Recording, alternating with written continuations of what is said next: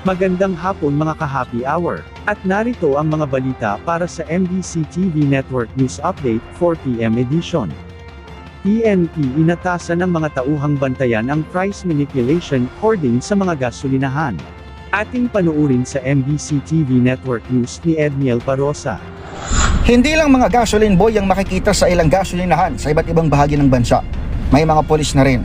Sa pag-ikot ng DZRH News, naabutan natin ang mga tauhan ng Mandaluyong City Police na noong isang linggo pa umano, inatasang magbantay sa maaring spillover ng giyera sa Middle East, gaya ng mga krimeng may kinalaman sa mga gas station. Bahagi sila ng puwersa ng pambansang pulisya na katawang ng Department of Energy sa pagmanman hindi lamang sa seguridad ng mga negosyo, kundi maging sa gitna ng pinangangambahang price manipulation o kuhitiman, hoarding ng ilan. Ayon kay PNP spokesman, Police Brigadier General Randolph Tonyo, pwede itong itawag sa 911. Nakinutusan po ang ating mga local units sa municipal police stations, city police stations. Sila po ay patuloy na mag-adapt ng mga ebidensya at isa-isa po pinupuntahan ang mga gasoline stations sa kanilang mga localities o sa kanilang area of responsibility upang tingnan kung mga ebidensya kung may mga posibleng may profiteering kang nag-report ng gasolina company po.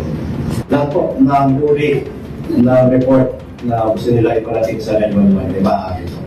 Inatasan ni PNP Chief Police General Jose Melencio Nartates Jr. ang lahat ng chiefs of police na isama sa kanilang ronda ang visibility sa mga gasolinahan. Para naman sa National Support Units gaya ng CIDG, Highway Patrol Group at Maritime Group, misyon nilang malansa hanggang maaring operasyon ng hoarding activities.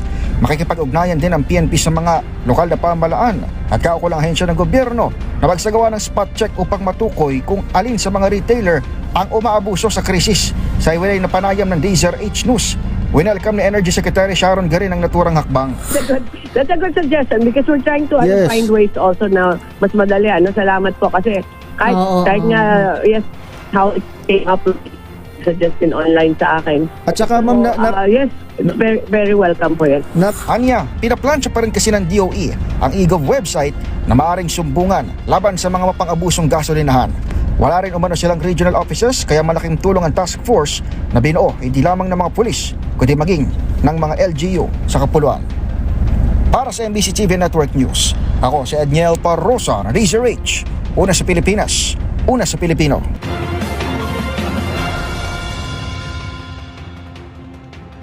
Sa iba pang balita, may 6 na putisa na stranded OFW mula sa Dubai dumating na sa bansa.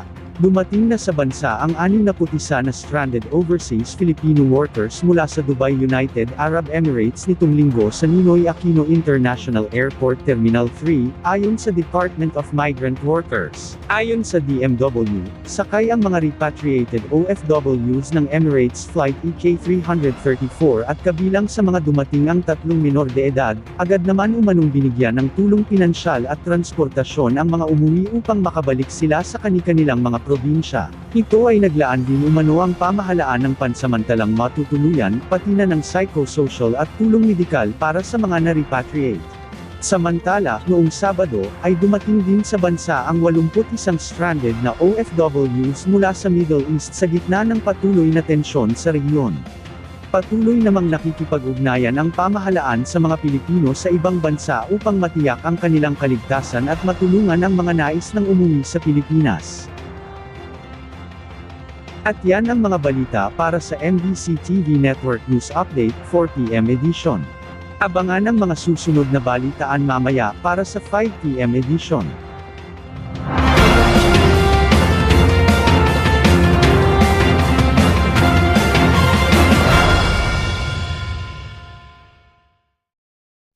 Mga ka-happy hour, kung gusto mong manood ang mga balita sa MBC TV Network News Update, mag-subscribe sa aming YouTube channel, i-like ang aming Facebook page, at i-follow sa aming TikTok account.